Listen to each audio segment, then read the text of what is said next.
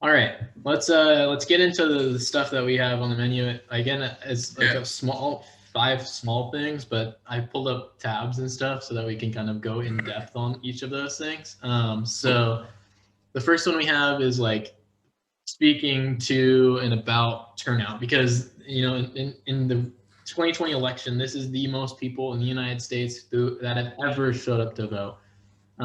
You know, bar none by like a lot, and it wasn't even Yeah. close in comparison to 2012. And to kind of frame this whole idea, you have the president-elect Joe Biden, who has won the most votes ever of any candidate, right? And then you have his Yeah. competitor winning the second most votes ever, levied in the name of the U.S. president. So what do you like? I don't know. My first like kind of grasping at straws on this is like, okay, we have there was an immediacy that I think preceded this election that in terms of your vote counting that has probably never been felt. We're some young dudes, and so we haven't really lived a lot of elections, and so that's the hard part to kind of speak to. But the kind of thing that I've reached out to mentors of mine, family members who've lived through a little bit longer than me, and this is my question to them. It's simple. Like, did this one feel like it mattered more than the other ones? Because from my perspective, that's all that it felt like. It felt like this like was like the be all end all. We're at the edge of the cliff. Like this is where it ends or begins. And the responses were pretty much aligned with that. Like, yeah, I can't remember when it was mattered more to me to show up to elect our president. So I have to think that some of Yeah. that drives why the election results or I the think that's number of part people. of it, right? I Yeah. think that is part of it. And I mean, I was thinking about this too. And so I I mean, I'm 30. So the first election that I remember was 2000. That was kind of my introduction to politics. I was 10 years old.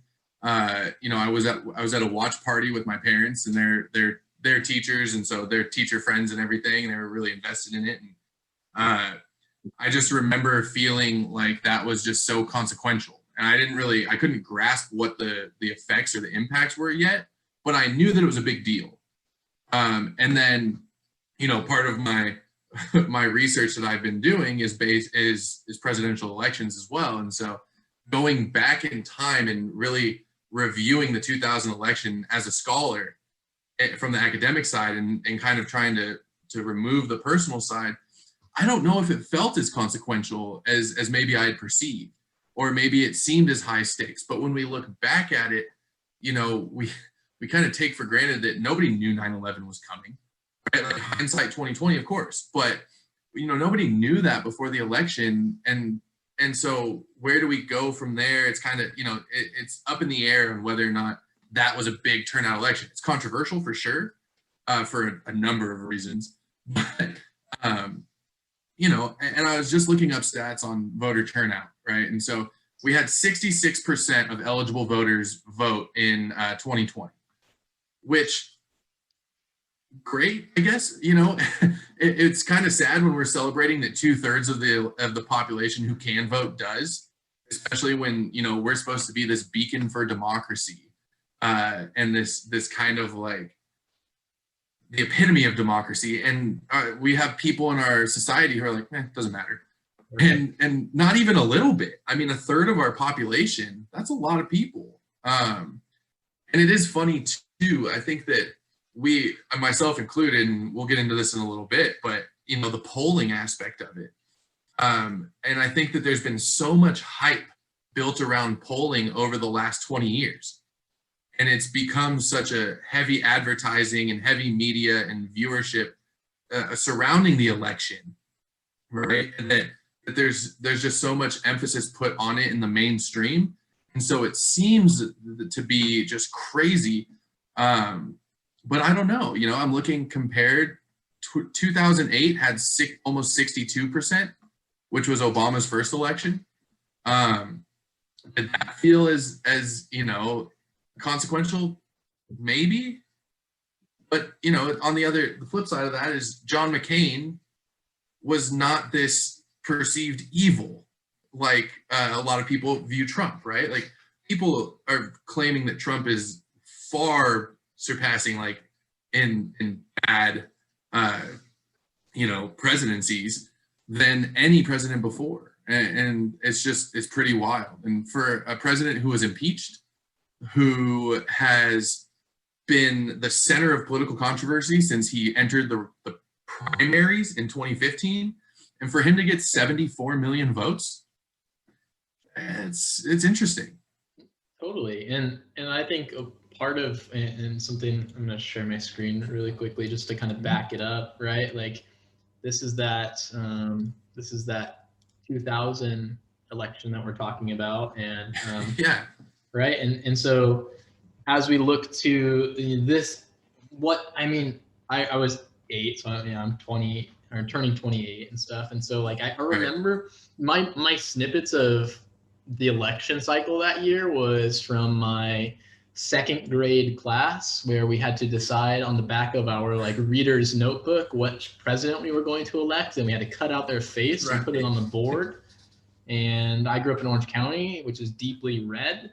And you had a bunch of 7 and 8-year-olds that were putting George Bush's face on the wall, and so you saw this big long line of George Bush, and then you saw this like small line of Gore's, and so it didn't stick. None of it made any sense. None of it really like in the moment. It wasn't a big deal. And kind of this would translate to all of the elections that I've been like witness to, and that like I knew that voting was something that my parents did. They took time out at the end of the day on voting day. They went to the polls on the day that, which seems crazy now. I'm thinking about this like in the context of this year, like went to the polls the day of voting and voted in person, got their little sticker, and like it was all hunky dory. It was done in a garage that was 2 blocks away from my house.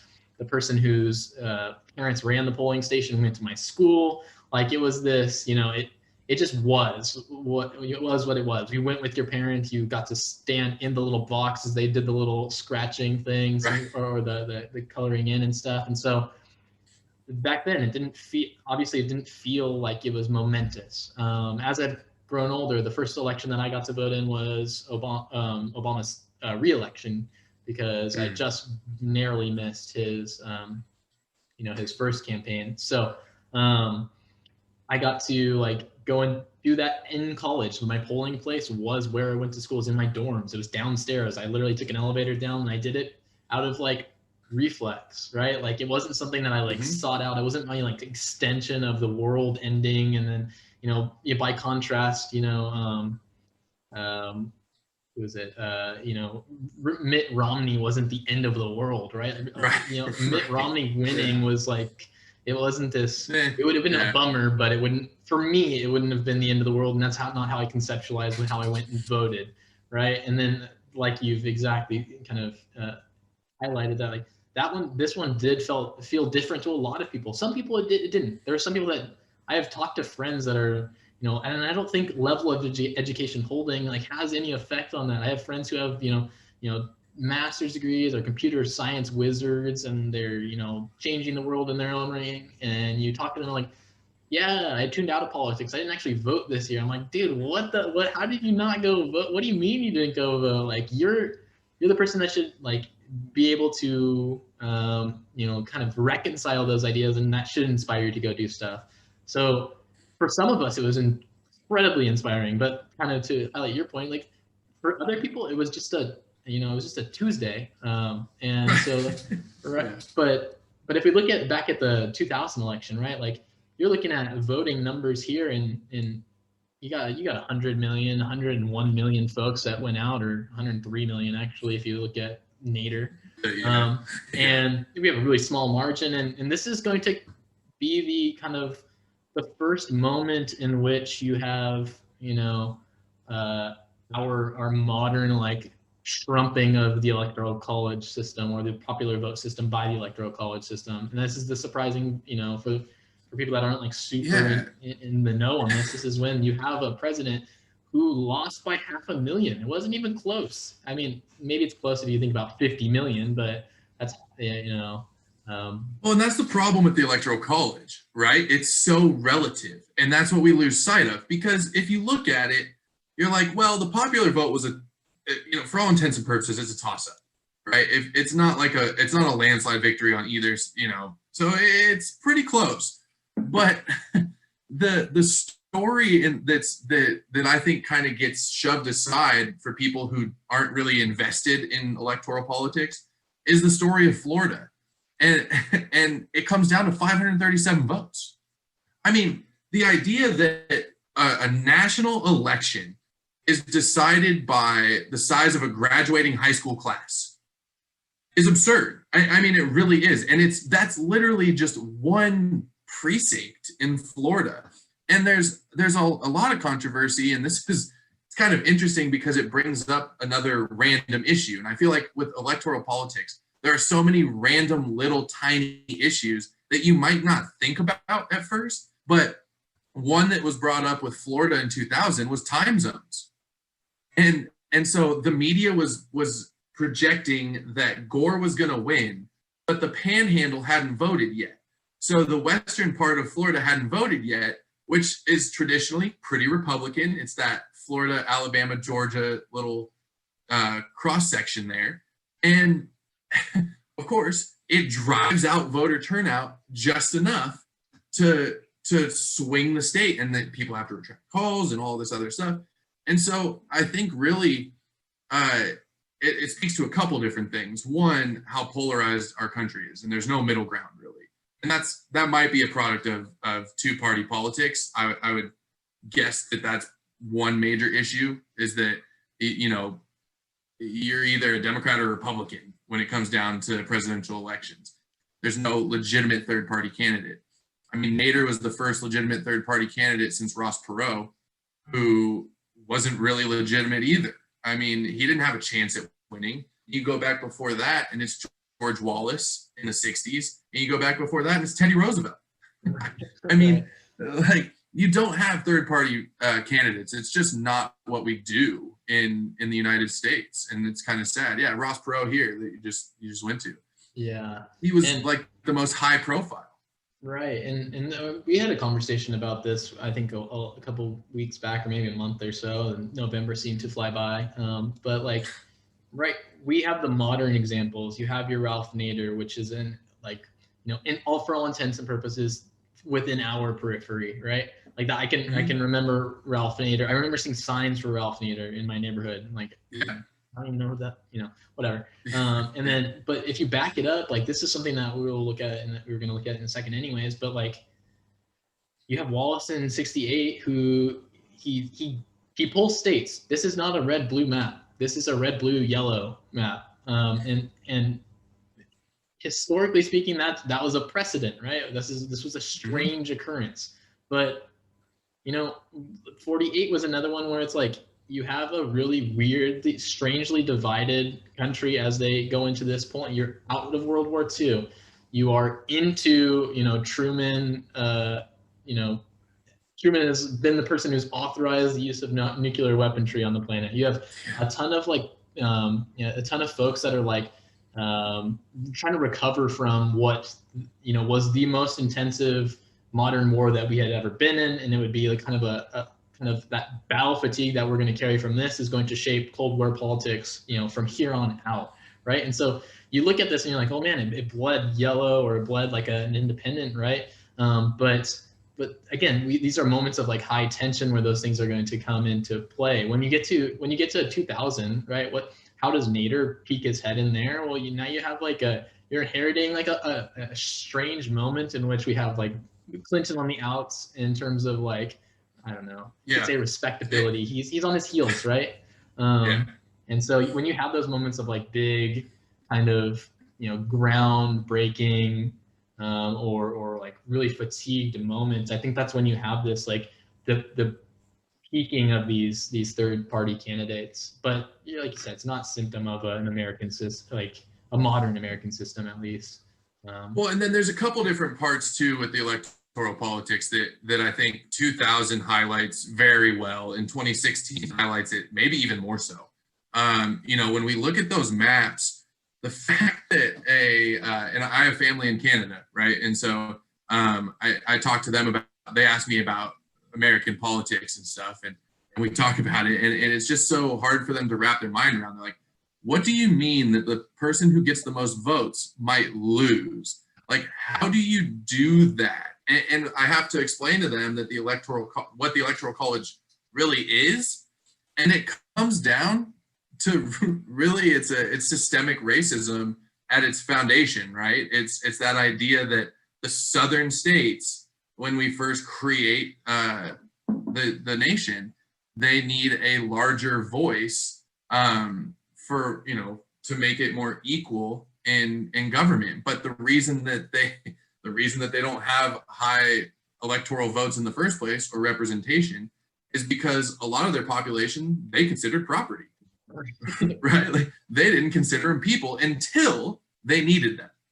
Right? They're like, okay, well, we don't have enough representation, but we have all of these people, so we can't give them full rights. So how can we suppress that? And Virginia is one of those states that has the most electoral votes, I think, until like the 1800s. I mean, and then it gets surpassed by New York. I mean, it really is just one of those states that it benefits from the system of slavery and the Three-Fifths Compromise. Which is one of the ones for, like, I think you mentioned this, and this is the election that you're probably, not this one.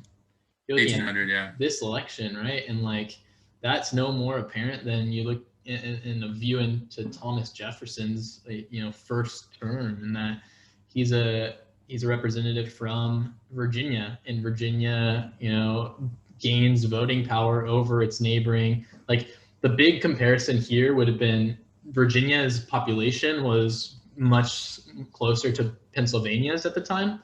And so you had you should have had voting power that was pretty equal on those terms, but instead you have a 15-21 divide because of that Three-Fifths Compromise. And so this is one of the ones that, like, I remember having this conversation with you a little bit earlier, and having that, like, weird kind of realization that, like, Jefferson doesn't become president actually without those types of things, like without that swapping of the electoral college, or the right. kind of the assessment of electors via that. It becomes very the water becomes muddied, right? Because you're kind of sitting here thinking like, okay, well, we know that Virginia has like 40% of its population is slaves. Mm-hmm. I mean, it's an egregious amount of their population is comprised of slaves, and you're like, okay, well, that's a lot of electoral votes that really sways the direction of the nation. But it also brings up the question of, okay, well, let's say that in an alternate reality, right, that Virginia is worth less and John Adams wins this time. Would we have had the Louisiana Purchase? Would we have continued on with our manifest destiny, westward expansion, colonialism? Or would we have been more along the lines of, we're going to be a smaller nation that's going to consist of small family-run farms without these delusions of grandeur? And it's one of those things that you can sit and pick apart forever. But the interesting part with 1800, which is brought to light by Hamilton, the play, is the fact that Jefferson's like, isn't it kind of crazy that the guy who comes in second is the vice president? He's like, I'm going to change that though. And it really is, right? Like, these guys are figuring out ways to perpetuate their political power. They're trying to find ways that make sense in terms of carrying out this new form of government. And think about the political gridlock that you would have if you had a Trump-Clinton White House, right? Like, if that would have been in 2016, what would that even look like? Totally. And so it's just, there's a lot of issues, but I think 2000 and 2016 highlight the fact that you don't have to win a popular vote. You can play electoral Moneyball, right? That's what I think of it as, is how can you play Moneyball with the electoral map and be like, okay, well, I don't have to go visit this place. I can go visit this place instead, and it's going to cost me less, and it's going to be an easier way to gain votes. I found a study when I was doing my research on the 2004 election, actually, which was Bush's reelection. And it followed the candidates on where they campaigned. Because after 2000, people start paying attention to these things, right? 2000 is kind of that red flag, and people are like, oh, okay, wait, time out. we have to figure out what's going on here. And in 2004, I think California had one visit from the total 4 people on the ticket. So president, vice president on both sides. And so only one visit, and I think it was Edwards. So it wasn't even the presidential candidate. It was the vice presidential candidate. And same with Texas. Texas had like 0 because the benefit doesn't outweigh the cost. So essentially what we see, and guess who had the most visits in 2004? Yeah, Florida. Yeah. Of course, right? Yeah. So it's like, it was something crazy to where Florida received 30%, like basically a third of the presidential campaign visits and advertising on air. Whereas California received 1 visit and 0 advertising. And Texas had like maybe 2 visits. I think mostly unofficial because George Bush is from Texas. Sure. And 1 television advertisement. Yeah, and I saw a similar statistic for, the Hillary campaign in 2016, and that she made almost no visits to California. Most of her visits were split between the 3 states of Texas, Florida, and Ohio. So the majority of, their campaigning was, and like you said, I think political electoral college Moneyball is a great way to describe exactly what has now happened, and that we have a system in which you have the Rust Belt and outliers like Florida. Texas is it's, despite the fact that it's probably culturally very conservative, it in terms of electoral power is a toss up. This year, I don't think it was as close as people thought it was going to be in terms of the actual percentage of people who voted either way. But you have this system where it's strange that your president is elected by 6 or 7 states. And so that it's strange that you can claim to have a demonstrative or a representative democracy that is elected by a few folks here and there. And I think we talked about this, and there's a really good a lot of information on the and I think the stuff that you were doing within your thesis kind of underscores this, and that voting power per voter, if you calculate it out, it's a recognizable difference between a California voter and an Ohio voter, right? The idea behind I guess a big part of this is we can't misunderstand that California's voting power is what even makes the Democratic Party soluble still, right? It still makes it that it makes it so that it still works. But because we're so overwhelming, I think what did we vote? 6, it was 5 or 6 million more people in California voted for Biden. It was a lot. So, but at the same time, is that that's roughly the difference nationally, right? Right. And so I saw, I've seen a lot of things where people are talking about how California kind of shifts the perspective nationally, and it does because we have the population of a mid-sized country. Right. We're roughly 40 million people. That's more than all of Canada, and we are one of 50 states. But the fact that we are so large plays such a weird role in electoral politics. And I think we saw this not just in the presidential election, because the presidential election, Biden largely restores the Obama map of 2012, right? Hillary did some weird campaigning that, that's an entire episode in and of itself, right? Is how the 2016 election went. But she kind of neglected the Rust Belt. And Biden, who is that Pennsylvania blue collar guy, he largely restores that 2012 map and kind of regresses back to the mean, if you will, for Democrats. And I think it's interesting to look at that. But what really caught my eye this time were the Senate races. The Senate races, to me, were wild. And I think it's because when you look at so I think it's almost identical minus Iowa. You flip Iowa and Arizona, And then you split, instead of full Nebraska, full Maine, you split those, those district, Right. congressional district voting. And Georgia, actually. But yeah, Arizona. I mean, yeah, there's a couple differences, but the Midwestern part is really restored, right? Which Trump touted as his people. And it doesn't work out that way.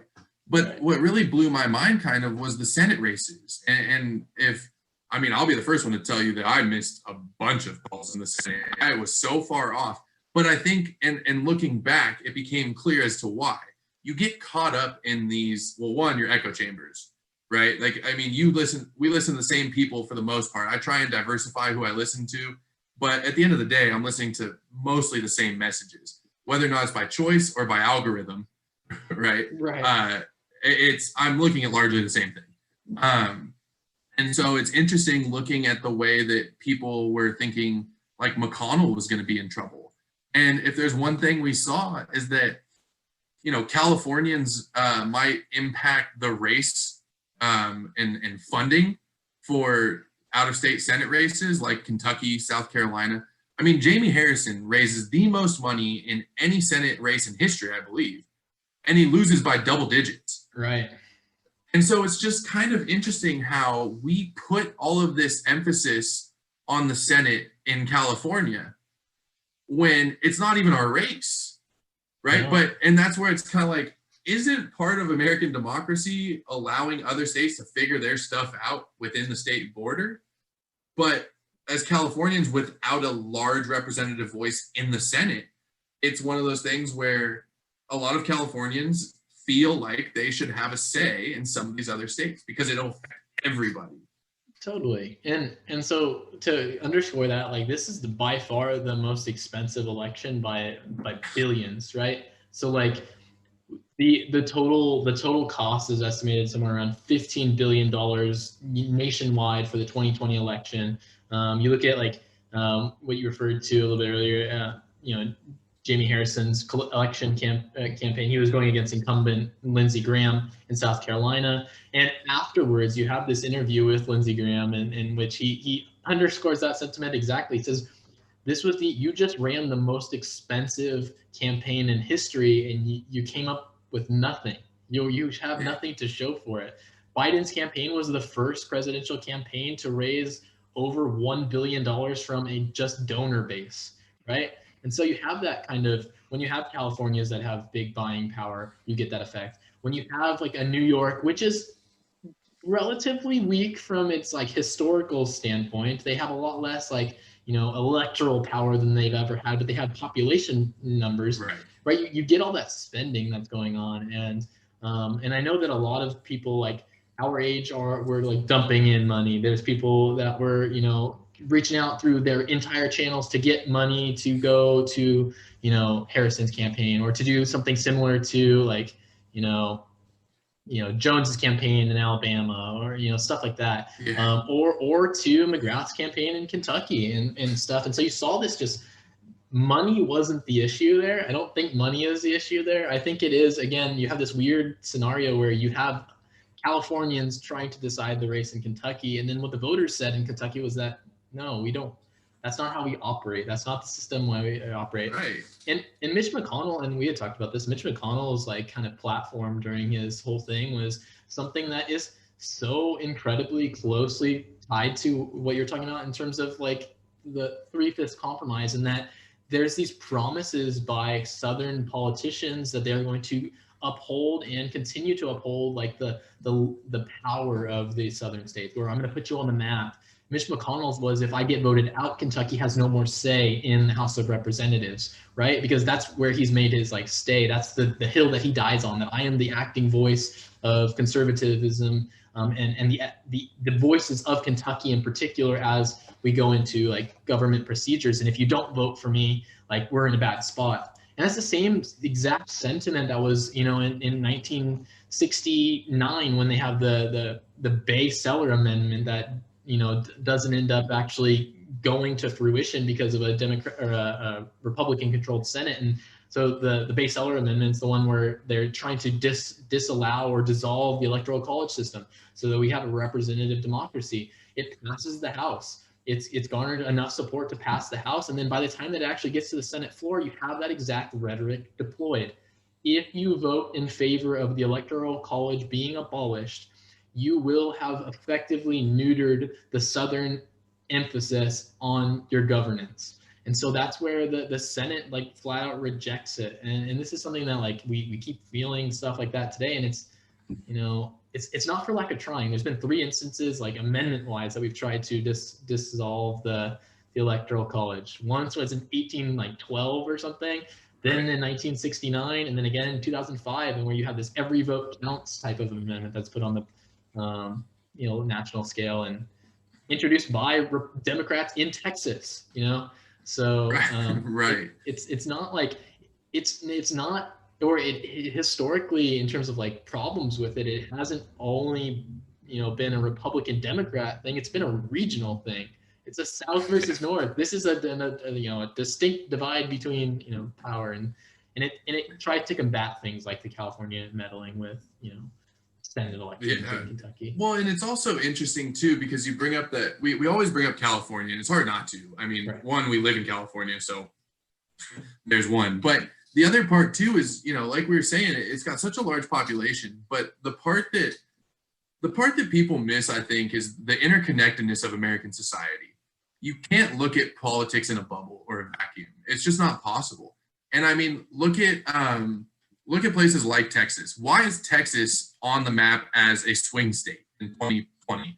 It's because of Californians. I mean, I would imagine that there's a large amount of people from California who either watched Chip and Joanna Gaines in Waco, Texas, seeing that they could buy 12 acres for, you know, $50. Obviously, it's not that, but you know, like relatively, it's nothing for Californians, and you could retire on a little nest egg. And there's growing liberal cities like Austin. I mean, Austin is like the San Francisco of Texas. You know, keep Austin weird is the, you know, and so it's this very different society that we have. And I think a lot of it has to do with Californians, especially in our generation, not being able to afford to live here. I mean, the cost of living in California is so astronomical that it's just ridiculous. And so I was reading an article about companies in Oklahoma or tech companies were like moving people to Oklahoma for work because it was cheaper. And they were able to give them like a $10,000 raise on top of it and still save money because it was cheaper for them to operate in Oklahoma than it was to operate in the Bay Area, which not surprising, but kind of crazy. And so you're going to see, I think, these economically based decisions start to bleed into our electoral maps. And it's just this idea that there's so many people in California who can't afford to live here, they're going to eventually move into these red states. And you're going to see states like Georgia, states like Texas that are going to be on the chopping block for swing states. And it's just, for us, we're like, wait a second, what? Because for us, Texas is like a 65% Republican victory, right? But not anymore. It was like 52. Like, it was low. It's just interesting. And kind of the similar moves are being made nationwide. And like, if you think about the tech influence in multiple different states, what states have had a big like increase in tech availability? Reno has become a hotbed for tech. Nevada feels UNR has like an agreement with people who, I mean, this is pre-COVID, but they have an agreement with small startups in that they leased out or they encouraged incubators, which are like where if you've seen, you know, Silicon Valley, that's essentially, it's exactly what it is. Yeah. So they encourage like incubators by offering office space at UNR. And so like you have tech kind of bubbles that are bursting up over there. And so you have migrations of people to those cities and like what Reno's like your smallest big city ever type of mentality. Yeah, it's smallest big city in the world. Yeah. It's still, but it's still blossoming and growing. And it's not to say that all tech folks bleed blue, but a lot of them do, right? There tends to be a lot of money that flows through there. There's a lot of like social welfare programs that come through there, or the ability to kind of affect social welfare programs with those things. And so you have Reno that's becoming more blue from a part of the state part of the region of the country that's not necessarily always been blue. And then the same thing is happening in urban centers in and around Denver, right? It's not to say that Denver and Colorado are red, but Denver is becoming, much. Its emphasis on in terms of like its Democratic turnout is higher now. They also have similar things that are going on there that are encouraging tech people to branch out into, the surrounding areas there. And so when you look at like the changing map and the exact same thing that you're talking about, where Texas is now effectively, Texans and Californians, right? And I'm sure Rogan moving to Texas has probably encouraged a few people to go out there. And the same thing is true if you listen to any of like, Rogan's kind of discourse with his pals and stuff, and a lot of media stuff is they're going different places now. They're going back to New Jersey. They're going, all over the place because we have this moment where COVID has made us realize that we're allowed to go back to, the people that were places for work are allowed to go back to where they wanted to be in the first place. And so now that those, which is, good and bad, right? It depends on if you want an incredibly blue California and you're losing your, some of your folks to go back to where you might have this effect where California is like by a lesser margin blue, but now you have blue popping up in all sorts of different places where people have returned back to because they can no longer, they can't afford to live here and they don't want to be here anyways. And so now they're leaving, right? So. Yeah. And also it's like, how blue do you need California? Right. I mean, to be honest, you need it by one vote, right? Like you have it 6 million times over. So for a lot of Democrats who believe that like, oh, California, it's like, man, cool. Like, it just doesn't really matter. And you can, if you win by 1 or you win by 20, you win, right? And so that's kind of the weird part of it with the Electoral College. But the other thing I wanted to ask you about was, we talk about polling, and I like to look into, I like numbers. For a history guy, I'm actually very into the math side of it. But the interesting part I found was that, we go through 2016 to where Trump had no chance to the pollsters, right? They're like, there's no way this guy's going to get absolutely destroyed, and he wins. And he wins actually with the same amount of electoral votes that he's now saying is fraud, but that's a whole other issue. And so we go with 2016 and we're like, wow, it was a total mishit on the polls. And so there's all these discussions about reworking your polls and how are you going to make them more accurate and all, there's a whole discussion about polling and that happens. And, I looked at a lot of models that had Biden. The most common outcome was him at like 380 to 415. And so it's like, although 306 is a large win, I mean, that's a pretty substantial win in Electoral College terms. You win you have the majority by 36 votes. That's quite a bit. But, he's still 50 to 100 votes short of where people thought he would fall. So did the models actually get better? Or are we just not in a position in the last 50 years to have a crazy upset, a crazy blowout? I mean, really, we were talking about this before. You look at the electoral maps of the 80s, right, with the Reagan years, or even back to Nixon, and you see just red everywhere. But starting in the late 80s with H.W. Bush, you don't really see that anymore. So, I mean, are we just sitting here thinking that there's a possibility that we all can get on the same page, or are our models actually getting better? So what did you think about that part? Because that, to me, I don't know. Yeah, I mean, this was I think a big point of contention for a lot of people, and part of the answer to that question probably comes from, the fact that we are more partisan than ever. We are more like split than we have probably been in decades. We haven't really had, yes, we've had conflict and war to try to, that has exacerbated that, I'm sure, but we haven't had like, your congressionally declared wars. We don't have that. We don't have that splitting factor right now. But there's a couple things that a lot of other folks are pointing to. If I had to, I'm no expert, but my opinion falls on like the fact that how many people within our friend groups are we unable to now have, super positive or constructive discourse with. And I think that's like something that is not captured perhaps by polls. Frustration is not a metric of polls and stuff. And Stanford did a little bit, like University of Stanford they published some stuff right before the election cycle, so in the middle of October, and they were talking about how there's distinct structural issues with the way that our polling works, right? We know that Silver's polls, like they're trying to be as middle of the road as possible, and they admit that in the way that they're presenting it, right? And that there is, they're aggregate polling, right? They're not actually sampling a huge number of people, and they have aggregate polls on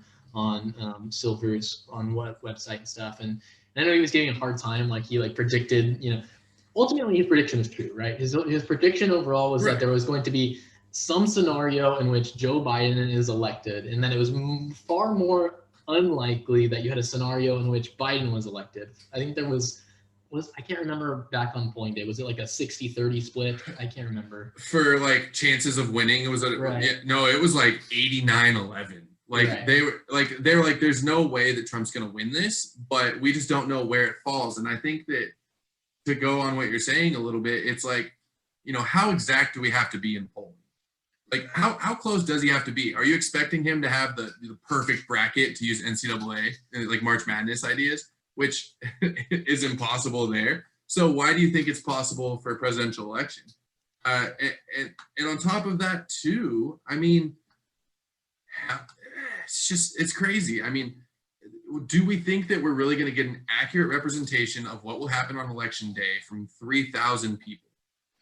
Most of these polls, if you really look at the data of, their sample size, they're very, very small. I've seen polls that are, on major media networks that are 600 people. And you're like, that's, again, a graduating class. Right. So are we really going to say that, like, oh, Ohio's definitely going Trump because these 700 people said that they're going to vote overwhelmingly for Trump? I don't know. Right. And part of it too falls to I don't know, I kind of I look in the mirror sometimes when I'm like, this part of the problem is too that I look to polls to like reinforce what I'm thinking anyways. And so like if my candidate is polling, and I was in the comfortable position where I was looking at Silver's polls, and it seemed like my guy was going to win, and I seemed pretty comfortable, and I was constantly checking it and looking at all these races. And they kept coming back blue, and the House seats that were going to be up for election were coming back blue, and we're going to win everything. And it was a great time, fabulous. The best time to be a Democrat in all of the last 4 years was in October of 2020, right? Because we were going to win everything, and the world was going to change. And the problems become, one, variety. So you have echo chambers of ideas. Two, like the actual polls don't mean anything in terms of voter turnout. They are such a small sampling, like you've just said, that you often have to dig deep to get those people to poll. One, because I don't know about you, but I was not polled. I wasn't one of the guys that was reached out to, right? And maybe it's because we're in California, and maybe that's a whole different, but so I wasn't representative of those polls. My ideology was, but I wasn't. And then you have this system where now all of a sudden your polling affects voting too, and it motivates and it demotivates, right? So when you look at Ohio up ahead by, I think they polled, if you looked at Ohio's polls, Biden was polling ahead there before the election. He was going to very narrowly win it, right? And that was one of the states where he very early on lost, right? That was a Trump kind of stronghold kind of immediately, and so like. You have to wonder how perhaps that affected maybe voter turnout in those places. So that's one thing. Another thing is like the polling is usually done at like kind of waypoints along the election. It's not constantly. It's not done in a constant effort. And so you have vice presidential debate day. Let's focus in on that one. If you poll on the day of the vice presidential debates, like everyone's voting for the fly, right? The fly on Mike Pence Pence's head, like that's the guy that's going to win the election. But you poll the next day, and okay, you've had some time to process. The people have now third and fourth times regurgitated the stuff that's come out, and maybe they were full fly that night, but they wake up in the morning and they're like, the guy who the fly was on wasn't saying terrible things. He hasn't done terrible things, and I'm only going to vote him out if he does terrible things, right? And so the moments in which those polls are being taken really matters. And I know that they were talking about, like, leading up to the election, that these are as accurate as possible given the current group of people. It just doesn't matter, right? It just does not matter. Yeah, and I think two things. The first, to go back to what you were saying, is, this is what we talk about when there's spikes in the polls, right? When you're gonna get a couple point bump after a debate, and that's because pollsters are trying to put their finger on the pulse right away, but it might not give us the most accurate representation of where people are voting. And I think we kind of lose sight of that because we're in such an instantaneous society now, right? Like, we want everything now. Yeah. And then the other thing too, what you were talking about with the House, there's this idea that since the Democrats retained control of the House, that it was a success, but they actually lost seats. And this is kind of crazy to me too, is, we're talking about, and especially depending on where you get your news, right? You're in the time leading up to the election. You have this, like you were saying, no better time to be a Democrat than October of 2020, because there is this talk of, they're going to sweep the House, they're going to sweep the Senate, they're going to sweep the presidential election, they're going to do all of these crazy, great things because they're going to have control of all three, and it's going to be, a overwhelming victory, just like FDR, right? Like that was the narrative that we were kind of presented with. And no, I mean, progressives were being blamed for people having close or losing a House seat. And so it's kind of that idea of, where are we actually with our American identity at this moment in time? Are we actually a progressive nation that can be looked to as a leader? Just because we got Joe Biden in office now, which, maybe we'll go back into the Paris agreement. Maybe we'll establish some, reestablish the Iran nuclear deal and other nuclear deals as well. But I mean, with 74 million people voting for Trump and Republicans actually gaining a little bit of ground in the House and possibly retaining control of the Senate, Joe Biden's got a tough road ahead. And, it's not going to be an easy 4 years that I think, obviously the day that Biden was announced the projected winner, you saw, which kind of just made me shudder a little bit, the massive celebrations in the street. And I was just like, I hope there are masks and sanitizers out there. But, like when you're talking about that and you see this, you think you have this momentary idea that, oh, everything's going to be fine again. And I mean, it probably will work out to where everything will be fine. I mean, there's very few scenarios or instances where things just go completely off the rails in American history. I mean, there are instances of it, but in all reality, in 2020, it's probably not going to happen. But at the same time, how much progress will actually be made here? And is Biden just going to be a transition president, which we probably expect he will be? Or, what's he going to transition to, though? Right? Like, who's going to take over after? Because he's not a young guy at all. Right. We were talking about this. We had the two oldest candidates, I think, ever. Right, it is, exactly. And so where do we go from here? And, the Democrats are trying to retain control in the House, and they have control, but it's not an overwhelming majority. No. And then even if they win two runoffs in Georgia, then they have a 50-50 split in the Senate, which, again, not overwhelming. And you have the tiebreaker with Kamala Harris. But, I mean, all it takes is one person to flip their vote. Right. And it was interesting because you had AOC, who was interviewed following the election and the way that the House went, and she went to a re-election campaign, and pretty overwhelmingly, it wasn't even close. Yeah. And she's all for the kind of hands-on approach within your districts, have a connection to the people, go out and campaign, speak your truth, use your resources, and deploy them in pretty new ways. She's streaming Twitch with, Ilhan Omar, right? Like, they're out there doing some stuff to kind of, you know, build up their voter base, and they are strong proponents of progressive policies. They're also strong proponents of national trends, of which I think like Black Lives Matter falls into. And so you saw this. She was interviewed and she was asked, like, do you think the Democrat losses are resultant of, you know, far too progressive of policies? And do you think it's the you know, aligning of the Democratic Party with these movements that appeal to a big portion of the country, but not your Republican voter base? And that if any, like she was asked, does that, do you think that made it so that you know, Republican voters were incensed and were voted out of malice in that regard? And she said, well, you know, you have this weird scenario where if you make large gains, it's your moderate Republic, your moderate Democrat that allowed you to make those wins, and if you have huge losses, it's a result of your progressives. And she's like, this is a great talking point. She's like, we just, like, you get to have this conversation now because you just elected a moderate Democrat president, right? You put him on the ballot, the most important ballot, and Joe Biden is a moderate Democrat.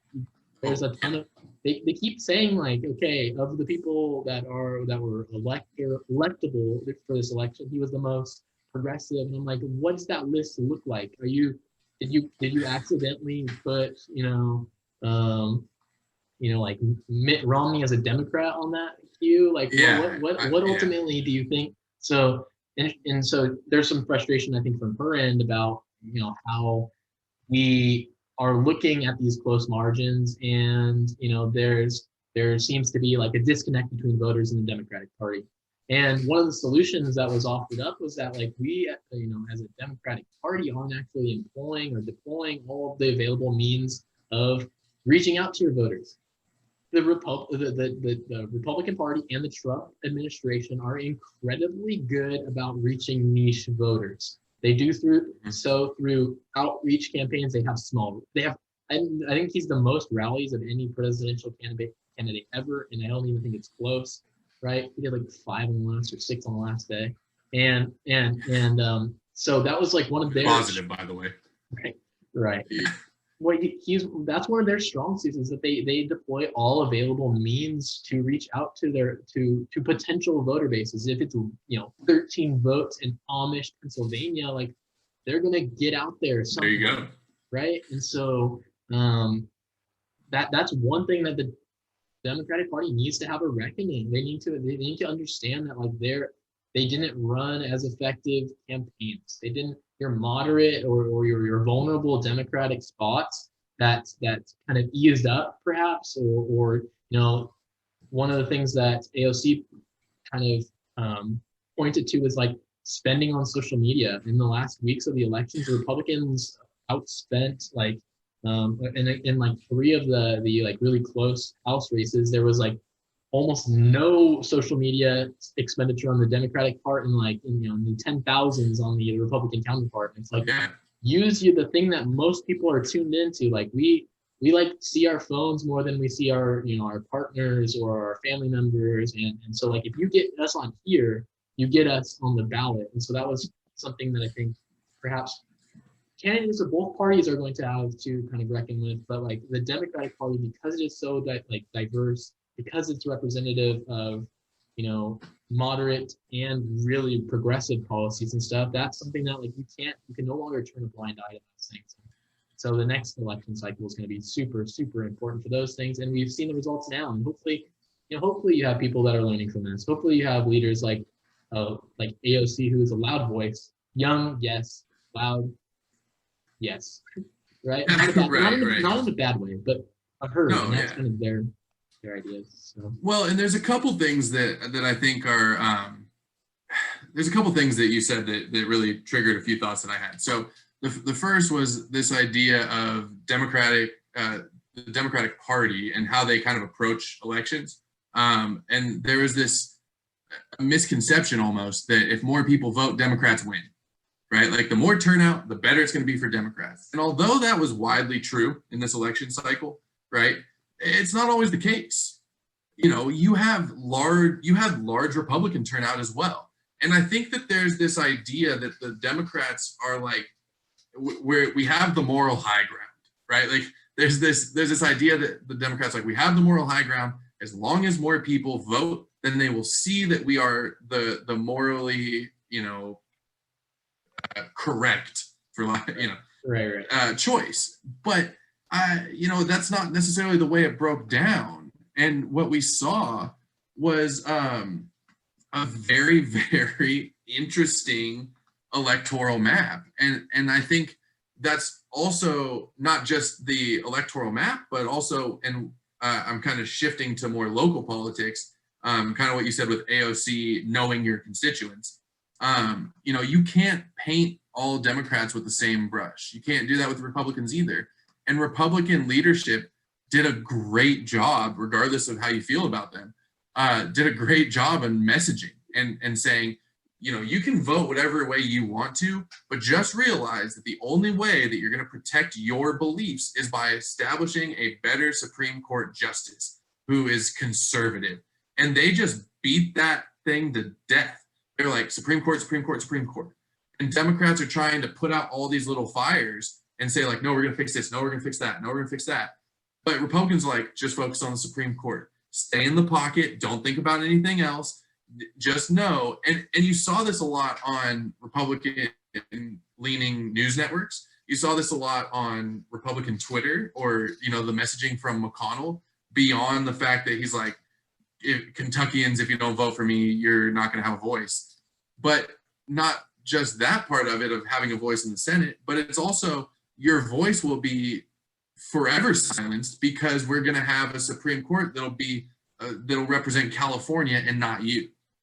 And so that idea that Republicans aren't trying to put out every single fire within their party, because the Republican Party has no identity anymore. Like I could not tell you what a generic Republican stands for anymore. There's just so many different factions, but I know that they want a conservative justice, and that's what did it a lot of the times. And what that translates to is they don't say it in this way, but it translates down ticket, right? Because who approves a Supreme Court justice? The Senate.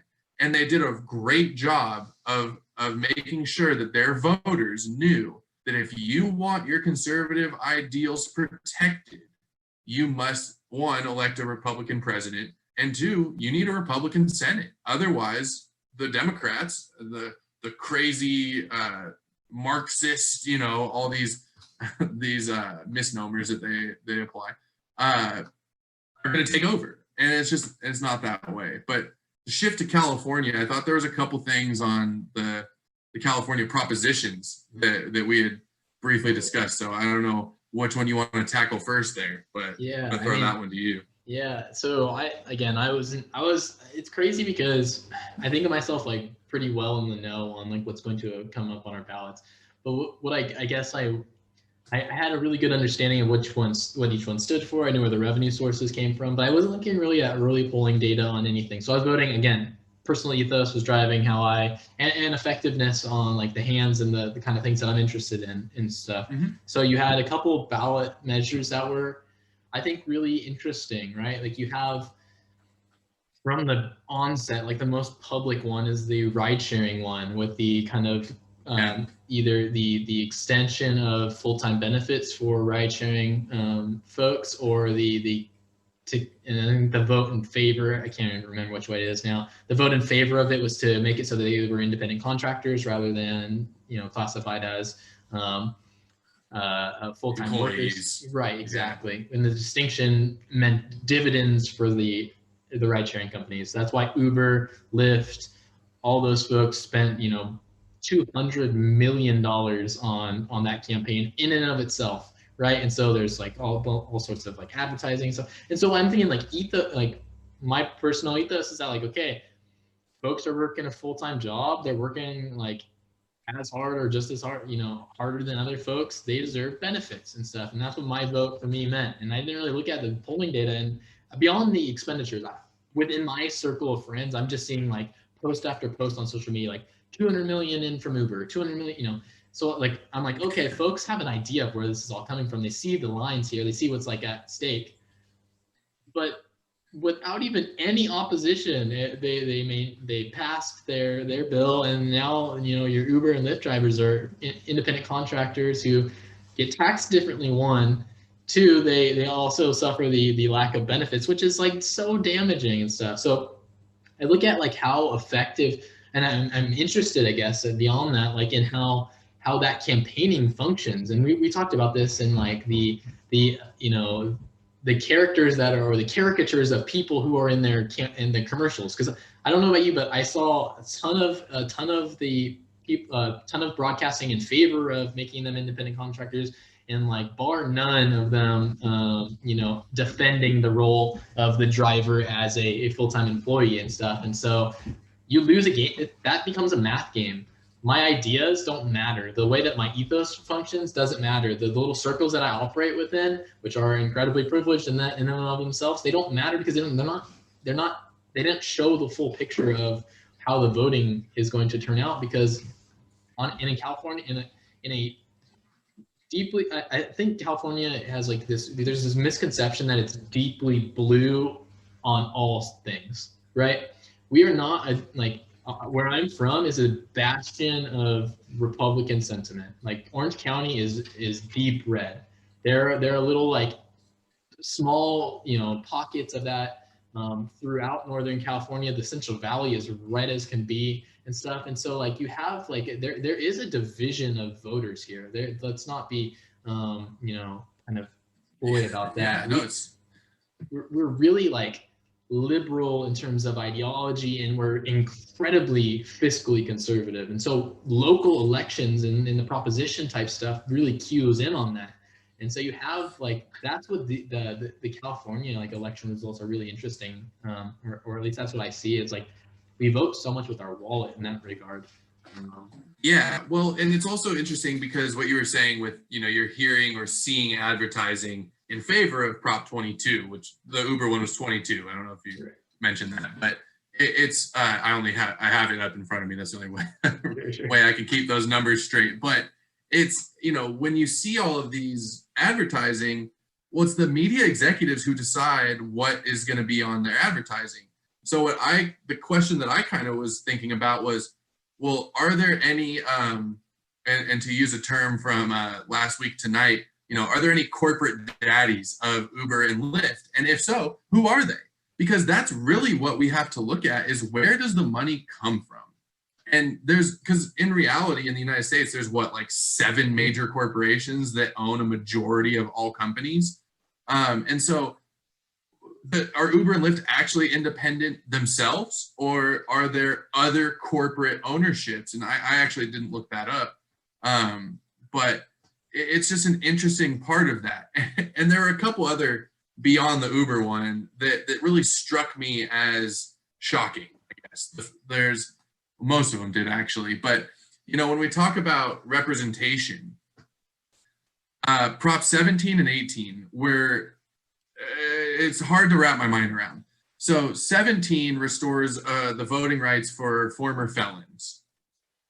And that passed. Mm-hmm. So great, like good. Yeah, you serve your time, you're out of society for that time period. Now you're welcome back in, and as part of that, you're a citizen again. You get the right to vote. Perfect. But that wasn't always the case, obviously, and then we could get into a whole other discussion about the movie The 13th, talking about the loopholes of continuing slavery. But so that's great for representational needs. Awesome. But then on the flip side, Prop 18 is if you are 17 years old, but you will be 18 by election day, are you able to vote in the primaries? And that got a 56% no. 56% of California said no. We will not allow 17-year-olds during the primary to vote in the actual election. So there were a couple things to me that brought up. And one was, who's that benefiting? And two, why? Right? Like, if we're supposed to be this democracy where everybody's voice matters, then why are you not allowing? If I was a teenager, I would be mad at that, right? Because I know that you probably had the same feelings, and I've had these feelings a lot of times when I look at the primaries. Is the primaries to me are hard to participate in because I know that my political view is vastly different than the political view of somebody who's in their 60s. Even though we might be, along the similar ideology, we're going to have different views. And so the primaries are just ugly infighting to me, and so it's like, at the end of the day, I wasn't going to vote for Trump no matter what. Just personally, I just couldn't do it. So It didn't matter to me, the primaries. But if I'm a 17-year-old who wants to get involved in politics, why are we preventing? Totally. And it's not, well, then there's like that, not that one of the pieces of rhetoric that's employed is like, okay, they're 17, they don't have any stake, right? And which is bullshit, but whatever. And it's not even it's not all 17-year-olds, right? Prop 18 is 17-year-olds who would be 18 by the next election, right? So it's not even, it's such a small subset. And what it does, I guess,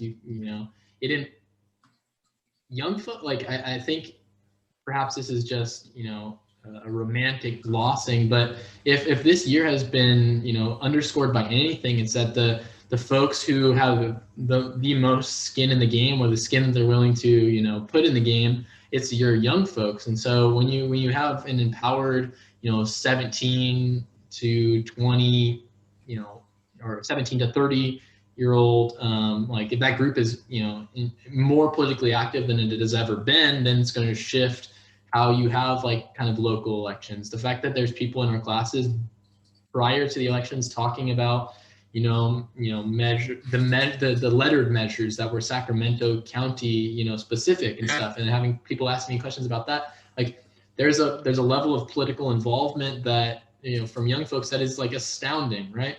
And so you ask like who again would be opposed to that, because these people are trying to get in the game anyway. It's like, why are you opposed to it? And it's the same reason you walk around your neighborhood and you see all of the signs that say, the majority of teachers and firefighters vote for this, right? Like you have his back, how it's like kind of, we faction out, and even on the local level, we faction out. And so once we have these like assured factions of people that are going to go vote for, and people who like then look to those other people and vote just out of, this is like voting red for the sake of voting red, and down ballot voting type of mentality. You have a young population that doesn't think like that isn't factioned, that is like living in a time where you're like, look at the Rust Belt, they're like post-union, right? You have the loss of union, so now you have like a much more sporadic voting thing there. And I think that the California, local elections, when people are unwilling to allow like young folks that are unfactioned to vote, and that's probably that uncertainty. That would be my guess, right? The lack of certainty about that voter population endangers a lot of things like, like fiscal policies and stuff, where you all of a sudden have 17-year-olds who aren't engaging in, or, maybe part of it's like, they're not paying taxes, so they don't get it. No, like that's just a way for you to continue to like kind of suppress a portion of the population. So, or there's this misconception that any teenager doesn't have an informed vote, right? Yeah. So it's like, I'm going to throw away my vote for Kanye. No, that's not the case. Like, ask any of the kids in our classes, like, Kanye's an idiot. Like, there's a lot of people, a lot of kids that we know, young adults, not even kids really, that are offended by that. You're like, you don't think I know what I'm talking about? Like, I read about this. Do you? And so it's reassuring to me that our generation, and moving forward with younger generations, are more politically inclined. They are much more invested in politics than maybe we were in 2008, 2012. 2008 was a little different story, obviously, but 2012 regresses back to that 55% turnout. And so it's interesting. And we also talked about this one proposition, you and I did, about cash bail. Totally. Oh my goodness. And this is like, people look at California and just like, oh, these crazy liberals in California, they're too progressive. Take a look at our proposition statewide, please, for those of you that think that we're these crazy liberals, because 56% of Californians said that we do not want to get rid of the cash bail system and replace it with a risk assessment system.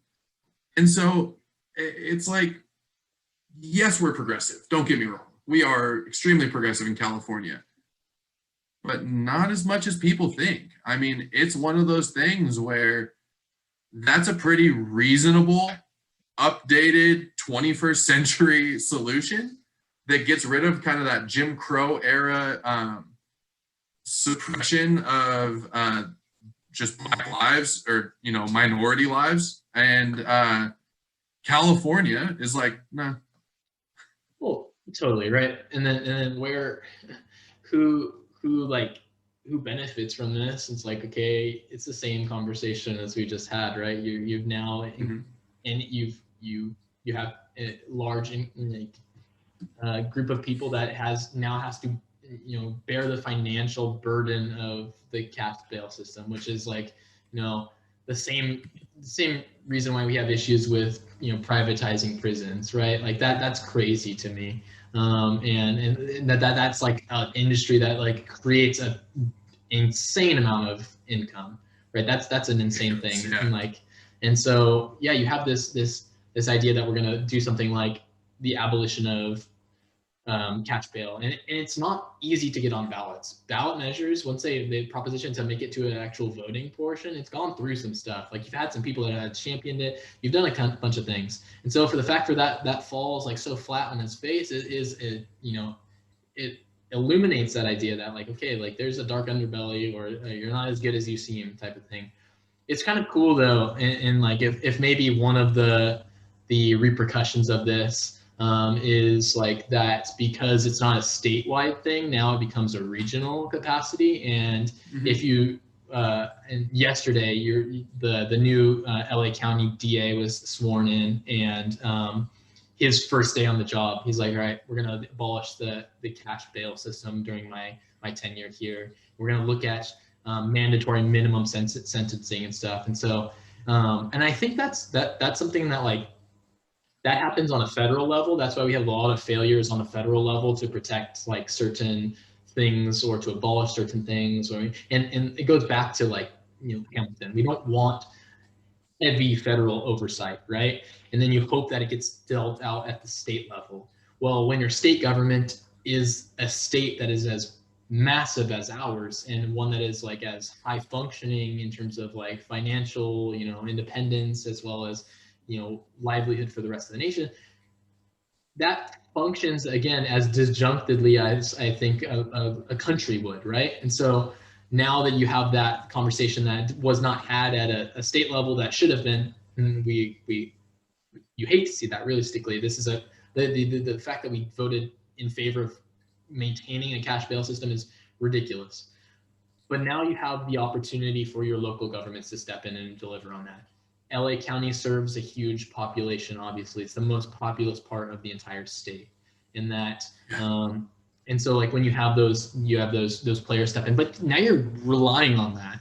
You're relying on district attorneys to step in and change that. And I think maybe the fact that we live in a moment in which like our politics are innately tied to the way that we're policing our citizens, or is becoming much more like front page of those types of interactions, you're going to have maybe more, you know, district level people that make those recommendations, but that's reliant on a few brave souls. And I don't know that there's a lot of like, you know, essentially a lot of, if you polled your average, you know, Californian and you ask them about like whether or not they trust their politicians, I would say that that's probably an astoundingly low number. And if you take a step further and you ask them to point out their local district attorney, they would have no clue. And so now you're relying on those people you've never heard of before to make, you know, policy recommendations that are going to change the lives of an incredible portion of our country. We incarcerate people like it is our job. We take cash bail like it is like, you know, our most massive funding stream and stuff. And so again, that one's one of those ones where you cringe so hard when you see that, like we're all over the place. We want felons to be able to, reobtain the right to vote. Awesome. But we also want them to be, part of that is tied to paying fees. If we look at the Georgia fiasco and leading up to, or not Georgia, yeah, no, it was Georgia. In leading up to the election, where Georgia had like a large portion of felons who had like received their right to vote back, but they had to pay court fines, and like that's that secondary or just a revisiting of Jim Crow in another I think. It's essentially a poll tax, right? I mean, it's not a poll tax, but kind of. Yeah. But the other thing too, and just to kind of emphasize what you're saying about California's economy, we are the 5th largest economy in terms of GDP in the world. Right. Our GDP in 2019 was $3.2 trillion, which is about 15% of the U.S. economy. And then on top of that, the only people that are ahead of us in terms of GDP are Germany, Japan, China, and the U.S. Obviously the U.S. because we're part of that, but we're ahead of India. I mean, that's the 2nd most populous country in the world. And we produce more than they, at least officially.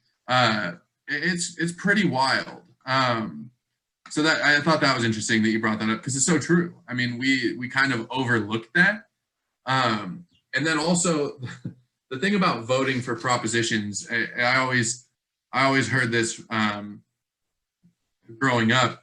It's the way that propositions, I've heard the idea that propositions are kind of a cop-out for state legislatures, right? They don't want to vote on it because they might not get reelected if it's controversial. So I'm not going to do what you elected me to do and vote on this issue. So let's leave it up to the voters. Right. And this is where I've heard people, and my grandfather was one of these guys who was like, I am not going to, if I don't know the proposition like clear cut, then I'm not going to let it pass, because you need to do your job. You either didn't explain it clear enough to why I need to vote yes and make this go through, or this isn't my job to decide. This is literally what we elected you to do.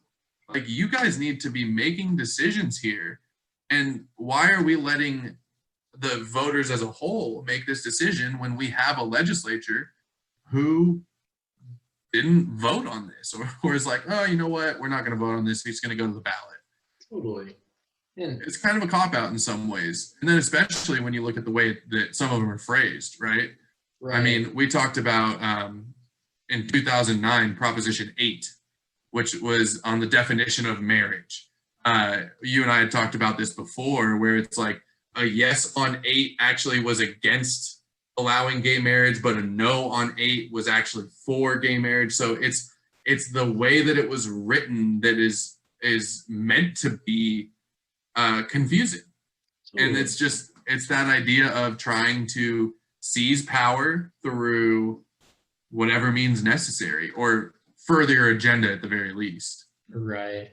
And just to kind of maybe wrap up the prop stuff, is like that's no more apparent, I think, than for me, like the closest to home that like yes, like end of cash bail is really important. Yes, like reestablishment of voting rights is really important. And I think about the context that allows us to even have this conversation. I like the Prop 15, which is like how it's laid out is supposed to create a funding stream for education. So Prop 15 was going to reestablish or reassess the tax revenue system. And so what that would do is it would create a massive influx of property taxes from places that were protected by, the 70s has this proposition called Proposition 13. Proposition 15 comes around to undo that, because in the 70s they established that you can't increase the property tax more than 1%, whatever, per year, right, unless the property is sold. So that's a loophole where like Disneyland has been able to pay 1970s, or maybe at this point they're paying 90s level taxes on their empire that has built up billions and billions and billions and billions of dollars, right? And so I look at that and it's like, talk about a more confusing proposition. When you look at it, it looks like it's going to increase property taxes. Yes, it says it's going to go to local governments. Yes, it says it's going to go to local school districts and the public school system in California. But what it also says, it says tax hikes on property taxes. And so if I'm a voter and I'm like, yo, I cannot pay any more taxes, I don't want to pay any more taxes, regardless of how much my property tax is, like that's going to probably be a no, because again, we're fiscally conservative, we're liberal in ideology and stuff. And so when you have this written in a way that's like, whenever anyone has to like kind of grapple with it, the immediate thing would be to do, just like you said, vote no on it. If it's going to cost me money and I don't really understand it, people's first sentiment is to go to no.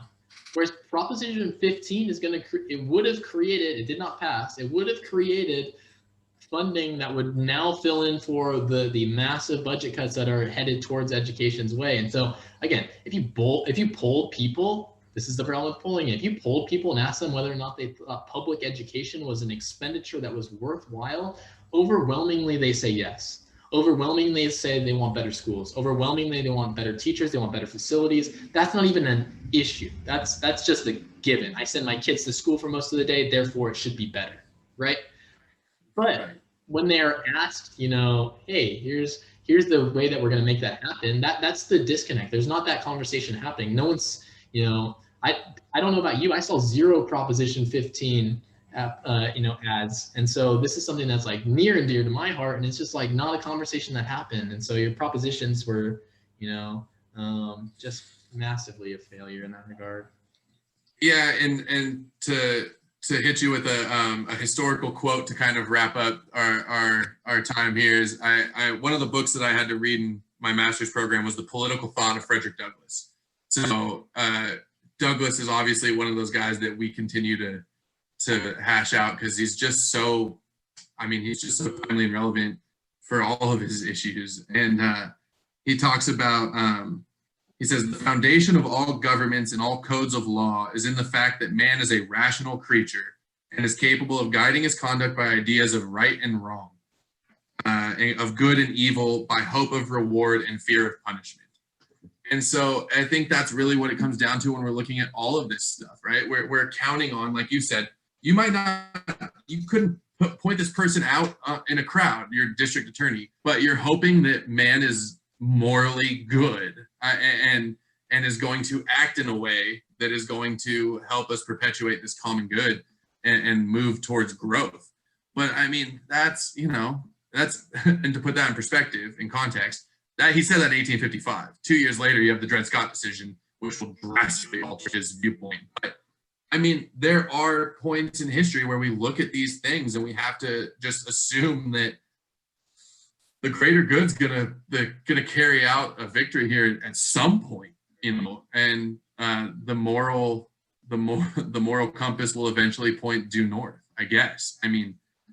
That's what we're hoping for when we look at voting rights, and we look at expanding voting rights and funding schools and all those things. You just have to hope, and some days, like Douglas says in the Dred Scott speech, it's a David versus Goliath battle. Some days it seems that way, but you just got to keep on pushing and reading and just being a knowledgeable citizen. I think that's the biggest problem that we have, is that we have such a largely uneducated electorate.